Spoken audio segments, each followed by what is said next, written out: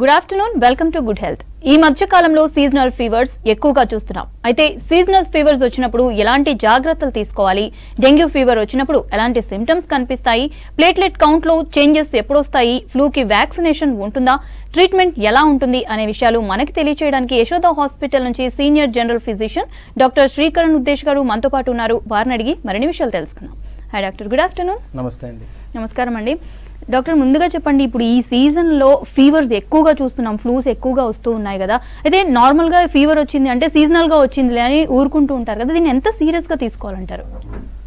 జనరల్గా ఇప్పుడు ఈ మధ్యకాలంలో వచ్చేవి మోస్ట్లీ 90% వైరల్ ఫీవర్సే ఉన్నాయండి. అండ్ ఈ ఫ్లూలో కూడా రకరకాలు ఉంటాయి. రెస్పిరేటరీ సిన్సిషియల్ వైరస్ అని, రైనో వైరస్ అని, ఇన్ఫ్లుయెన్జా వైరస్ అని, దర్ మల్టిపుల్ వైరసెస్ ఇలాంటి ఇల్నెస్ కాజ్ చేస్తాయి.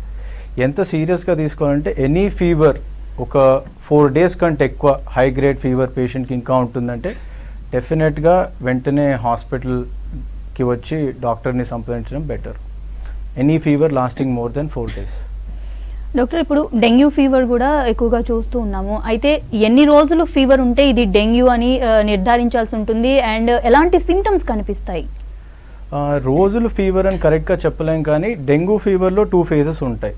ఒకటేమో ఫెబ్రైల్ ఫేజ్ అంటాం, నెక్స్ట్ క్రిటికల్ ఇల్నెస్ ఫేజ్ అంటాం. ఈ ఫెబ్రైల్ ఫేజ్ ఏంటంటే ఫస్ట్ 4 days ఫీవర్ ఉంటుంది పేషెంట్కి, అండ్ దాని తర్వాత వేరే క్యాపిలరీ లీక్ సిండ్రోమ్ అని స్టార్ట్ అవుతుంది. ఈ ఫస్ట్ 4 daysలో మనకి ఏం కనిపిస్తుందంటే జాయింట్ పెయిన్స్, సివియర్ హెడేక్, ఇలా high grade fever with back pain, ఇలాంటి మేజర్ సిమ్టమ్స్ కనిపిస్తాయి ఫస్ట్ 4 days డెంగ్యూ ఫీవర్లో. దాని తర్వాత ఆయాసం రావచ్చు, మూత్రంలో బ్లడ్ రావచ్చు, మోషన్ వెళ్తే బ్లడ్ రావచ్చు. సో ఇలాంటివి అయ్యే అవకాశాలు ఎక్కువ ఉంటాయి. కానీ ఫస్ట్ 4 days మాత్రం high grade fever with multiple joint pains and cough కూడా ఉండొచ్చు, డ్రై కాఫ్. డాక్టర్, ఇప్పుడు డెంగ్యూ ఫీవర్ అనగానే ఫస్ట్ గుర్తొచ్చేది ప్లేట్లెట్ కౌంట్ ఎలా ఉంది అనే చర్చే వస్తూ ఉంటుంది కదా. ఎలాంటి కండిషన్లో ఈ ప్లేట్లెట్ కౌంట్లో హెచ్చు తగ్గులు ఉంటాయంటారు? డెంగ్యూ ఫీవర్ జనరల్గా ఇంతకుముందు చెప్పినట్టు ఫస్ట్ 4 days ప్లేట్లెట్ కౌంట్ బాగానే ఉంటుంది. 4వ రోజు నుంచి 7వ రోజు నుంచి ప్లేట్లెట్ కౌంట్ అనేది డ్రాప్ అవ్వకుంటూ వెళ్తుంది. ఆ 4th day to 7th day అనేది క్రిటికల్ ఫేజ్ అనమాట. ఈ టైంలో సివియర్ డెంగ్యూ అంటే వేరే ఆర్గన్ డ్యామేజ్ అయ్యే అవకాశాలు ఎక్కువ ఉంటాయి. సో ఈ టైంలో ప్లేట్లెట్ కౌంట్ మనం డైలీ చెక్ చేసుకుంటూ ఉండాలి, అండ్ ఖచ్చితంగా పేషెంట్ హాస్పిటలైజ్ అయి ఉండాలి. ఈ టైంలో సపోజ్ ప్లేట్లెట్ కౌంట్ గినక 10,000 కిందికి వెళ్తే అప్పుడే ప్లేట్లెట్స్ ఎక్కించుకోవడం అవసరం. 10,000 పైన ఉన్నప్పుడు ప్లేట్లెట్ కౌంట్ అవసరం లేదు, ప్లేట్లెట్ ట్రాన్స్ఫ్యూజన్ అవసరం లేదు. ఇంకొకటి ఏం తెలుసుకోవాలంటే సపోజ్ ఈ టైంలో ఏమైనా బ్లీడింగ్ మేనిఫెస్టేషన్స్ ఉన్నాయంటే నేను ఇంతకుముందు చెప్పినట్టు మోషన్స్లో బ్లడ్ రావడం కానీ, లేదా వామిటింగ్ చేసుకుంటే బ్లడ్ రావడం కానీ, లేదా మూత్రంలో బ్లడ్ వెళ్తుంది కానీ, అలాంటివి ఏమైనా ఉంటే అప్పుడు 10,000 లిమిట్ చూడం మేము. అప్పుడు వెంటనే ప్లేట్లెట్ ట్రాన్స్ఫ్యూజన్ ప్లస్ ఇంకొకటి ప్లాస్మా ట్రాన్స్ఫ్యూజన్ అని ఉంటుంది, అది ఇస్తాం అన్నమాట. So main any patient dengue diagnose అయింది అంటే ఖచ్చితంగా వాళ్ళ 4th to 7th day అనేది క్రిటికల్ ఫేజ్, అందులో జాగ్రత్తగా ఉండాలి. అప్పుడు డాక్టర్, ఫ్లూకి వ్యాక్సినేషన్ ఉంటుందా? ఎస్, ఫ్లూకి వ్యాక్సినేషన్ ఉంది. ఎస్పెషలీ ఇన్ఫ్లుయెన్జా వైరస్ వల్ల వచ్చే వైరల్ ఫీవర్కి వ్యాక్సినేషన్ ఉంది. అండ్ ఇన్ఫ్లుయెన్జా ఇండియాలో ఒక 2 cyclesలో వస్తుందన్నమాట. ఇప్పుడు నార్త్లో మీరు చూసుకుంటే వేరే టైంలో వస్తుంది, సౌత్లో వేరే టైంలో వస్తుంది. సో ఇక్కడ సౌత్లో నేను చెప్పే అడ్వైస్ ఏంటంటే you take the vaccination between September to October. September నుంచి అక్టోబర్ మధ్యలో మీరు వ్యాక్సినేషన్ తీసుకోండి. టెట్రావాలెంట్ వ్యాక్సినేషన్ అని దొరుకుతుంది. సో ఆ టెట్రావాలెంట్ వ్యాక్సినేషన్ ఫ్లూవారిక్స్ కానీ ఏదైనా మీకు దొరికి ఆ సెప్టెంబర్ టు అక్టోబర్ టైంలో మీరు వేసుకుంటే ఆఫ్టర్ 2 weeks మీకు ఆ సంవత్సరంకి ఉన్న స్ట్రెయిన్స్ ఏదైతే ఉంటాయో వాటి నుంచి ప్రొటెక్షన్ దొరుకుతుంది, అండ్ సివియర్ ఫ్లూ వచ్చే ఛాన్సెస్ చాలా చాలా తక్కువ ఉంటాయి. సో సౌత్ ఇండియన్స్లో సెప్టెంబర్ టు అక్టోబర్ టైంలో flu vaccination is a must, and అది ఇన్ఫ్లుయెన్జాకి ప్రొటెక్ట్ చేస్తుంది. అలానే న్యూమోనియా రాకుండా కూడా వ్యాక్సినేషన్స్ ఉంటాయి. అది ఎవరికి ఇవ్వాలంటే 65 years ఏజ్ ఎక్కువ ఉన్న వాళ్ళకి ఎవ్రీ 5 yearsకి ఒక డోస్ తీసుకోవాలి. PPSV 23 అని ఒకటి ఉంటుంది. అండ్ లేదు 65 years లేరు వాళ్ళు పేషెంట్స్కి కిడ్నీ ప్రాబ్లమ్స్ ఉన్నాయి, డయాబెటీస్ ప్రాబ్లం ఉంది, లేదా హార్ట్ ఇష్యూస్ ఉన్నాయి, ఇలాంటి వాళ్ళకి 65 years లేకపోయినా వీళ్ళ ఇమ్యూనిటీ శక్తి తక్కువ ఉంటుంది కాబట్టి వాళ్ళు ఆ వ్యాక్సిన్ once in 5 years తీసుకోవచ్చు. ఆర్ ఇంకొక వ్యాక్సిన్ ఉంటుంది PCV13 అని. సో అది కూడా వాళ్ళు తీసుకోవచ్చు. ఒకటి ప్రికాషన్ మనం ఏం తీసుకోవాలంటే PCV13 తీసుకున్నామంటే ఫస్ట్ అట్లీస్ట్ 8 వీక్స్ ఆగాలి మనం PPSV23 తీసుకున్నాం. అదే PPSV23 ముందే తీసుకున్నామంటే ఒక 1 year ఆగాలి మనం PCV13 తీసుకోవడానికి. సో ఈ 2 వ్యాక్సిన్స్ మనం తీసుకోవచ్చు. డాక్టర్ అయితే ఇప్పుడు వచ్చే ఫ్లూస్ కానీ ఫీవర్స్ కానీ యాంటీబయోటిక్స్ వాడాల్సిందే అంటారా? నో, 90% వైరల్ ఇన్ఫెక్షన్సే ఉంటాయి, ఎస్పెషలీ సీజనల్ ఫీవర్స్లో. సో యాంటీబయాటిక్స్ వాడడం వల్ల ఎక్కువ హామే ఉంటుంది కానీ బెనిఫిట్ అయితే ఉండదు. ఎందుకంటే ఈ యాంటీబయాటిక్స్ తీసుకోవడం వల్ల యాంటీబయాటిక్ రెసిస్టెన్స్ అనేది బాగా పెరిగిపోతుంది. మనం అనవసరంగా యాంటీబయాటిక్స్ తీసుకోవడం వల్ల ఆ ఏవైతే బ్యాక్టీరియా ఉంటాయో వాళ్ళు మనం అవసరం అయినప్పుడు ఆ మందు మనకు పని చేయకపోవచ్చు. సో వైరల్ ఫీవర్స్కి అసలు బ్యాక్టీరియల్ యాంటీబయాటిక్స్ అనేది అవసరం లేదు. ఒక డాక్టర్ దగ్గరికి వెళ్ళి సపోజ్ డాక్టర్కి ఇది బ్యాక్టీరియల్ ఇన్ఫెక్షన్ అనిపిస్తుంది అంటే అప్పుడు ఆ డాక్టర్ ప్రిస్క్రైబ్ చేస్తే కానీ యాంటీబయాటిక్స్ తీసుకోకూడదు.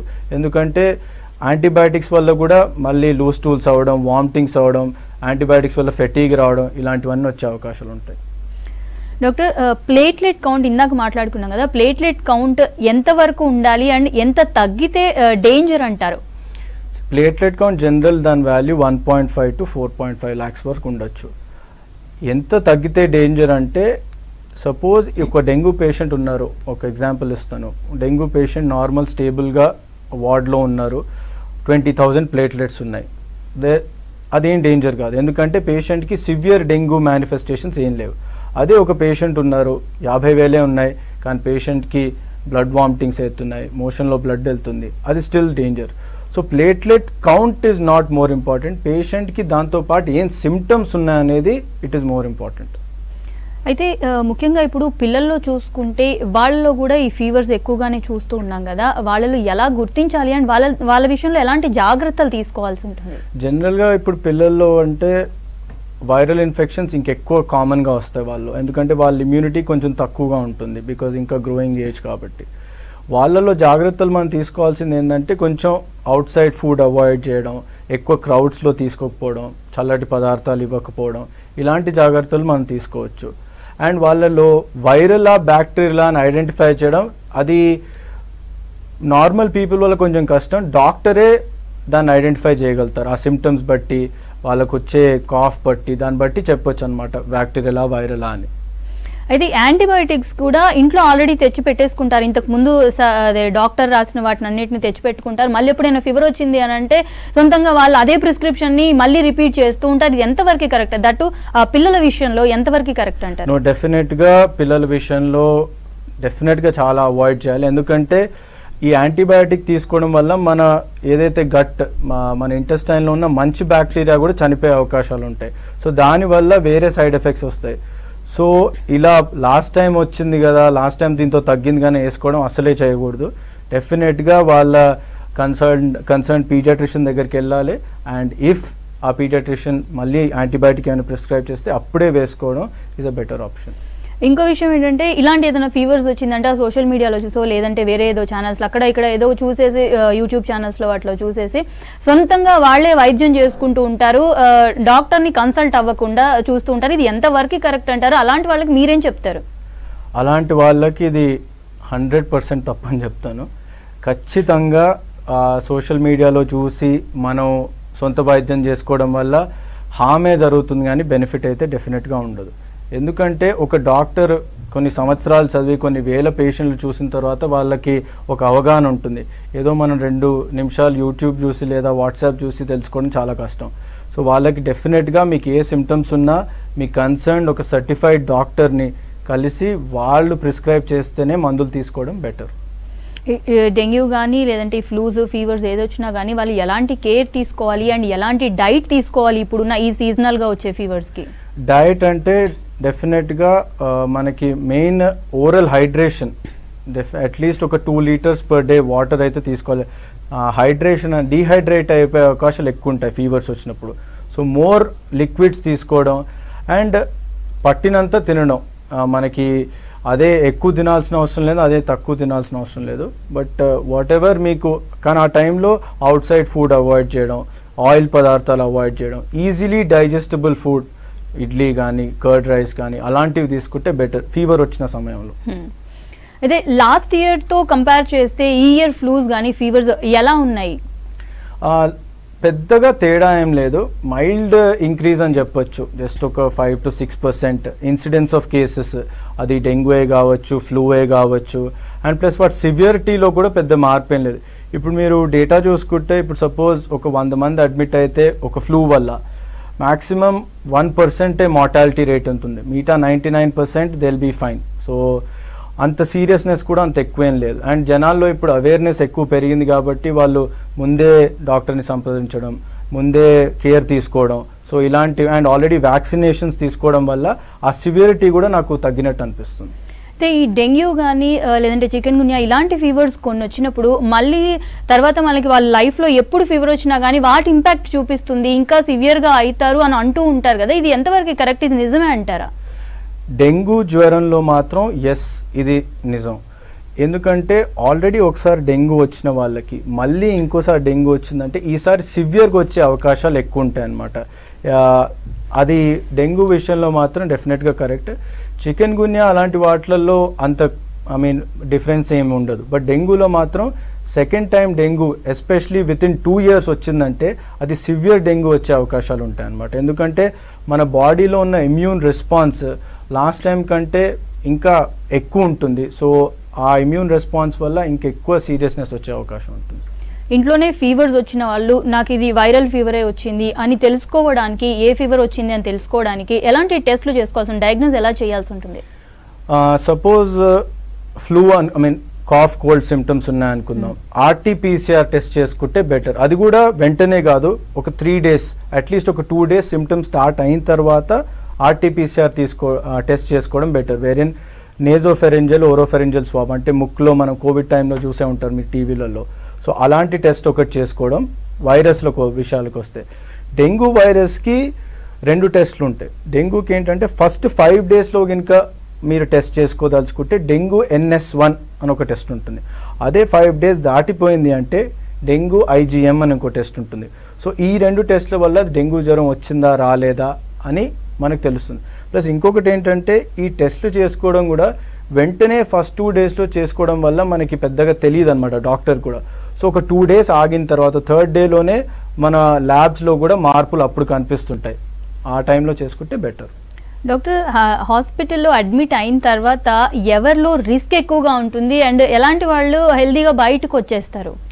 ఎవరికైతే ఆల్రెడీ కిడ్నీ ప్రాబ్లమ్స్ ఉంటాయి, హార్ట్ ప్రాబ్లమ్స్ ఉంటాయి, దాని తర్వాత హై అన్కంట్రోల్డ్ షుగర్స్ ఉండడం, హై బ్లడ్ ప్రెషర్ ఉండడం, ఇలాంటి వాళ్ళల్లో అండ్ ఆల్రెడీ క్యాన్సర్కి ట్రీట్మెంట్ తీసుకుంటున్న వాళ్ళు, ఇలాంటి వాళ్ళల్లో వాళ్ళ ఇమ్యూనిటీ చాలా తక్కువ ఉంటుంది. సో ఇలాంటి వాళ్ళల్లో వైరల్ ఫీవర్స్ రావడం లేదా డెంగ్యూ ఫీవర్ ఏదొచ్చినా హై రిస్క్ ఫర్ మార్టాలిటీ డెఫినెట్గా ఉంటుంది. నార్మల్ ఇలాంటి లేని వాళ్ళు మాత్రం డెఫినెట్గా 99% they can come out of the hospital, no issues. ఇంకా వైరల్ ఫీవర్స్, ఈ సీజన్లో వచ్చే వైరల్ ఫీవర్స్ ఇంకేమేమి ఉన్నాయి? ఇంకా చాలా ఫీవర్స్ ఉంటాయి యాక్చువల్గా. ఇప్పుడు చికెన్ గున్యా డెంగ్యూతో పాటు మెజారిటీ మనం చూసేది ఏంటంటే, ఎందుకు మనకు టెస్టింగ్ ఉంది వాటి గురించి కాబట్టి, ఇన్ఫ్లుయెన్జా, డెంగ్యూ, చికెన్ గున్యా, మిగతా ఇంకా రావచ్చు, మలేరియా రావచ్చు, లెప్టోస్పైరోసిస్ రావచ్చు. ఎస్పెషలీ ఈ లెప్టోస్పైరోసిస్ ఎప్పుడు వస్తుందంటే మీరు road side unhygienic food water తీసుకున్నప్పుడు లెప్టోస్పైరా రావచ్చు, లేదా ఇంటి చుట్టూ ర్యాట్స్ ఎక్కువ ఉంటే ఆ లెప్టోస్పైరా అనే వ్యాధి రావచ్చు. దాని సిమ్టమ్స్ కూడా ఆల్మోస్ట్ డెంగ్యూలానే సిమిలర్ ఉంటాయన్నమాట. కానీ దానిలో ఏంటంటే లివర్ ఎక్కువ ఎఫెక్ట్ అవ్వచ్చు, కిడ్నీస్ ఎక్కువ ఎఫెక్ట్ అవ్వచ్చు. సో శానిటైజ్డ్ అంటే కొంచెం హైజినిక్ ప్లేసెస్లో ఫుడ్ తీసుకోవడం, ఎస్పెషలీ రెయినీ సీజన్లో మనం చేస్తే ఈ లెప్టోస్పైరా కానీ మలేరియా కానీ కొంచెం అవాయిడ్ చేయొచ్చు. ఇప్పుడు మీరు అన్నట్టుగా ఈ సీజనల్ ఫీవర్స్ రాకుండా ఉండడానికి ఇంకా ఎలాంటి జాగ్రత్తలు తీసుకోవాల్సి ఉంటుంది? మెయిన్ రెస్పిరేటరీ వైరసెస్ నుంచి మనల్ని మనం కొంచెం కాపాడుకోవాలంటే ఫస్ట్ వ్యాక్సినేషన్ తీసుకోవాలి. ఎవ్రీ ఇయర్ వన్స్ ఇన్ఫ్లుయెన్జాకి, ఇంతకుముందు చెప్పినట్టు నిమోనియాకి ఎవ్రీ 5 yearsకి ఒకసారి vaccine. Next major important hand washing, hand sanitization చాలా ఇంపార్టెంట్. దాని తర్వాత మాస్క్ అండ్ సోషల్ డిస్టెన్సింగ్, ఇది రెస్పిరేటరీ వైరసెస్కి సంబంధించి. అదే డెంగ్యూ వాటిలలో అంటే రెయినీ సీజన్లో మస్కిటోస్ నుంచి స్ప్రెడ్ అవుతుంది డెంగ్యూ కానీ మలేరియా కానీ. సో ఆ టైంలో ఫుల్ బాడీ కవర్డ్ క్లోతింగ్ వేసుకోవడం కానీ, మస్కిటో నెట్స్ వాడడం కానీ, అండ్ మస్కిటో రిపెల్లెంట్స్ ఇంట్లో వాడడం కానీ, ఆ మస్కిటో రిపెల్లెంట్ క్రీమ్స్ వాడుకోవడం కానీ, ఇవి చేయడం వల్ల మనం వీ కెన్ కొద్ది గొప్ప safeguard our self from infections. Doctor, నార్మల్గా సీజన్ ఇలా ఉండింది కాబట్టి లైట్గా కోల్డ్ ఇవి వస్తూ ఉంటాయి, ఇది ఫ్లూ అని ఖచ్చితంగా ఎలా చెప్పగలమంటారు? ఖచ్చితంగా చెప్పడం కొద్దిగా కష్టమే, బట్ జనరల్గా 90% ఫ్లూలో కోల్డ్ ఉంటుంది కంపల్సరీ. అంటే పేషెంట్కి రన్నింగ్ నోజ్ ఉంటుంది. సో అది is one of the major determinants ఇది ఫ్లూ అని చెప్పడానికి. సో అప్పుడు అలాంటప్పుడు ఇక antibiotic most of the time అవసరం ఉండకపోవచ్చు. జస్ట్ ఇప్పుడు ఇన్ఫ్లుయెన్జాకి ఒసెల్టామవిర్ అని ఒక టాబ్లెట్ ఉంటుంది, 75 mg, పొద్దున సాయంత్రం ఒక 3 రోజులు వేసుకుంటే లేదా 5 రోజులు వేసుకుంటే సరిపోతుంది.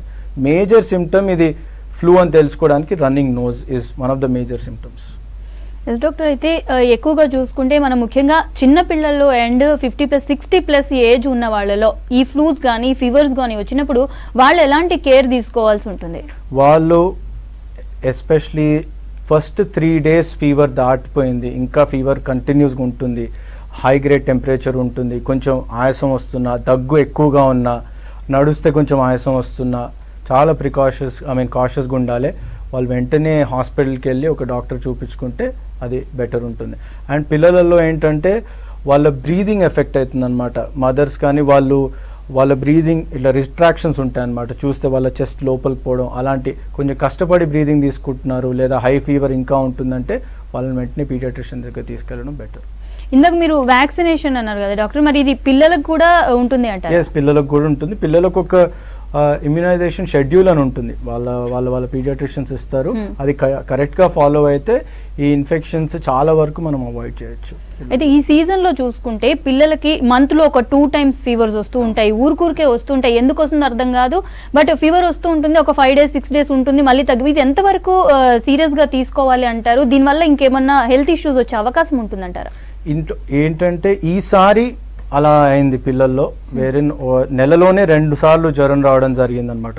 సో ఈసారి ఎలాంటి వైరస్ ఏంటనేది ఇంకా మనకి టెస్టింగ్ ఇంకా డేటా రాలేదు. బట్ ఎస్, 2-3 times ఫీవర్స్ కూడా వచ్చినాయి 3 monthsలో పిల్లలకి. సో ఇక్కడ నేను అబ్జర్వ్ చేసింది ఏంటంటే ఆ టైంలలో యాంటీబయాటిక్స్ వేయడం వల్ల ఆ పిల్లలు ఇంకా ససెప్టబుల్ అయిపోయి 2nd and 3rd time కూడా వాళ్ళకి ఇన్ఫెక్షన్ రావడం జరిగింది. సో ఏం వైరస్ అనేది మనం ఇంకా కనుక్కోలేదు, బట్ ఆ యాంటీబయాటిక్స్ వాడడం వల్లనే వచ్చిందేమో అని ఒక సందేహం. అయితే ఈ యాంటీబయాటిక్స్ వాడి లేదంటే ఈ మెడికేషన్లో ఉన్నప్పుడు నార్మల్గానే ఉండి ఆ వాడడం అయిపోయిన తర్వాత మళ్ళీ ఒక 10 daysకి మళ్ళీ రికరెన్స్, మళ్ళీ ఫీవర్ రావడం, లేదంటే కోల్డ్ కానీ ఇట్లా ఫ్లూ లాగా ఇలా రావడం ఇలా జరుగుతూ ఉంటుంది కదా, వాళ్ళు ఎలాంటి జాగ్రత్తలు తీసుకోవాలి అండ్ వాళ్ళ నెక్స్ట్ స్టెప్ ఏంటి? వాళ్ళ నెక్స్ట్ స్టెప్ ఏంటంటే ఫస్ట్ థింగ్ డెఫినెట్గా డాక్టర్ని చూడాలి. 100% వాళ్ళ కన్సర్న్ ఫిజిషియన్ కానీ పీడియాట్రిషియన్ దగ్గరికి వెళ్ళాలి. రికరెంట్ ఇన్ఫెక్షన్స్ ఒక బేబీలో వస్తున్నాయంటే ఆ పీడియాట్రిషియన్ దానికి సంబంధించిన టెస్టులు చేస్తారనమాట. అదే అడల్ట్స్లో అయితే మాత్రం దానికి కూడా సంబంధించి టెస్టులు మేము చేస్తాం, ఊరికే పేషెంట్కి ఇన్ఫెక్షన్ ఎందుకు వస్తుందని. కానీ ఈ సీజన్లో ఏంటంటే మల్టిపుల్ వైరసెస్ ఉన్నాయి. ఈ సీజన్లో ఓన్లీ ఇన్ఫ్లుయెన్జా కాదు, రెస్పిరేటరీ సిన్సిషియల్ వైరస్ కావచ్చు, అడినో వైరస్, రైనో వైరస్, చాలా వైరస్ ఉన్నాయి. So maybe 2 attacks of different viruses అయి ఉండొచ్చు. సో అందుకు ఇలా within a span of 10 days 15 days వచ్చి ఉండొచ్చు జ్వరాలు. ఇలాగే పెద్దవాళ్లలో కూడా ఎక్కువ ఏజ్ ఉన్న వాళ్ళు కానీ లేదంటే 50+ ఏజ్ ఇలా ఉన్న వాళ్ళలో ఈ ఫ్లూ ఎక్కువ సార్లు వస్తూ ఉంటే ఆస్తమా ఇలాంటి వాటికి ఏమైనా దారి తీసే అవకాశం ఉంటుంది అంటారా? ఆస్తమా ఆల్రెడీ ఉన్న వాళ్ళకి, ఇన్హేలర్లు వాడుతున్న వాళ్ళు, సిఓపిడి ఉన్న వాళ్ళకి, అదే అబ్స్ట్రక్టివ్ పల్మనరీ డిజీజ్ ఉన్న వాళ్ళకి ఇలాంటి ఫ్లూ వస్తే డెఫినెట్గా డేంజర్ అయ్యే అవకాశం ఉంటుంది. సో అలాంటి వాళ్ళు వెంటనే వాళ్ళకి ఇచ్చిన నెబులైజర్స్ తోటి మెడికేషన్స్ కానీ లేదా ఇన్హేలర్ వాళ్ళకి ఎంత డోస్ ఇచ్చారో పఫ్స్ పొద్దున సాయంత్రం తీసుకోవడం అలాంటివి చేస్తే బెటర్. వీళ్ళు ఎలాంటి డైట్ తీసుకోవాలి అండ్ క్యూర్ అయ్యే ఛాన్సెస్ ఎంతవరకు ఉంటాయి అని అంటారు? అంటే టోటల్గా ఇక్కడ నుంచి మొత్తం క్యూర్ అయ్యే ఛాన్స్ ఎంతవరకు ఉంటుందంటారు? టైంకి హాస్పిటల్కి వెళ్ళి టైంకి మెడికేషన్స్ తీసుకుంటే డెఫినెట్గా క్యూర్ అయ్యే అవకాశాలు 100% ఉంటాయి. మనం డిలే చేసి మనకు ఆయాసం వచ్చేంత వరకు వెయిట్ చేసి ఆల్మోస్ట్ బాగా మనం సాచురేషన్స్ చెక్ చేసుకోకుండా కొంచెం నెగ్లిజెంట్గా ఉంటే అప్పుడు సివియర్ అయ్యే అవకాశాలు ఉంటాయి. కానీ బట్ విజిలెంట్గా ఉండి పొద్దున సాయంత్రం సాచురేషన్స్ చెక్ చేసుకొని మనకి ఏమైనా ఆయాసం వస్తుందా మనం కొంచెం అనలైజ్ చేసుకుంటే మాత్రం నో ఇష్యూస్.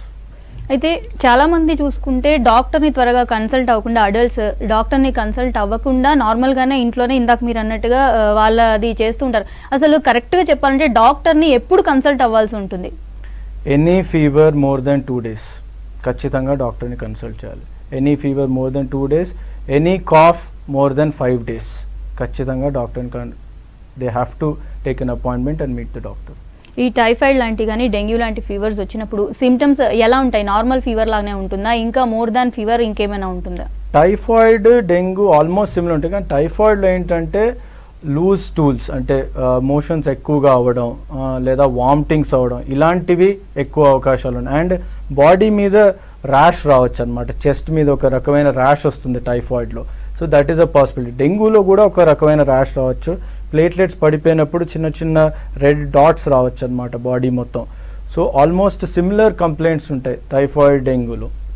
అయితే ఈ టైఫాయిడ్ కానీ డెంగ్యూ ఈ ఫ్లూస్ ఇవన్నీ కూడా ఏజ్ పరంగా చూసుకుంటే 60+ ఆర్ డయాబెటీస్ ఇలాంటి ప్రాబ్లం ఉన్న వాళ్ళకి ఇంకా ఎక్కువ ఇంపాక్ట్ చూపిస్తుంది అంటారా సివియారిటీ బట్టి?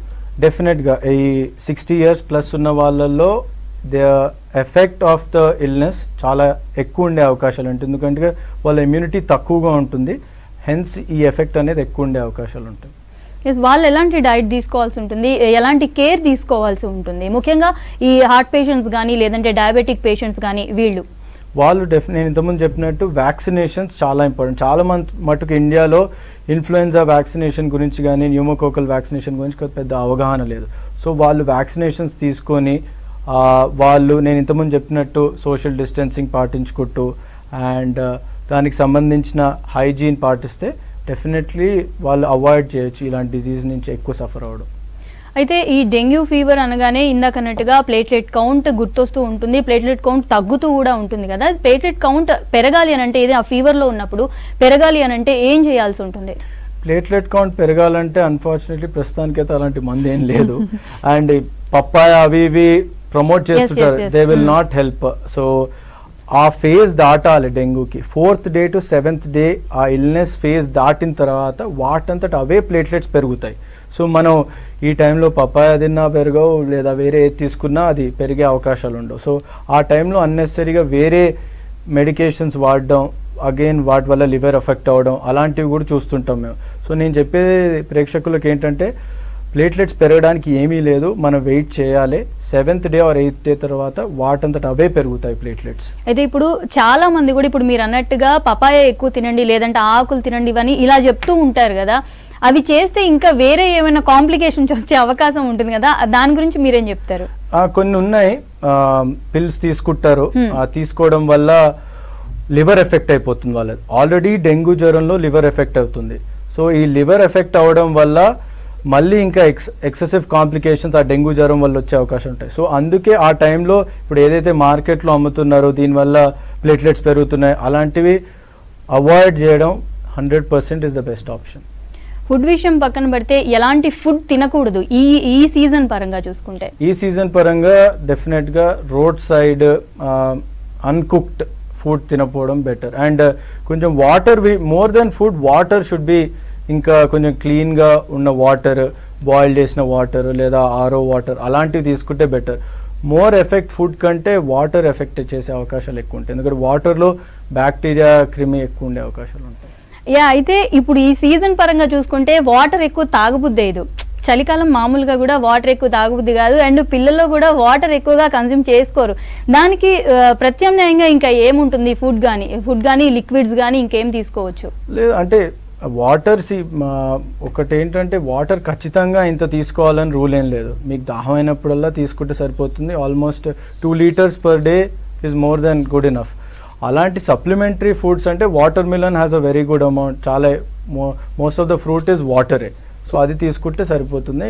ఫ్రూట్ కన్జంప్షన్ ఎక్కువ ఉంటే that is more than enough. Okay, thank you doctor.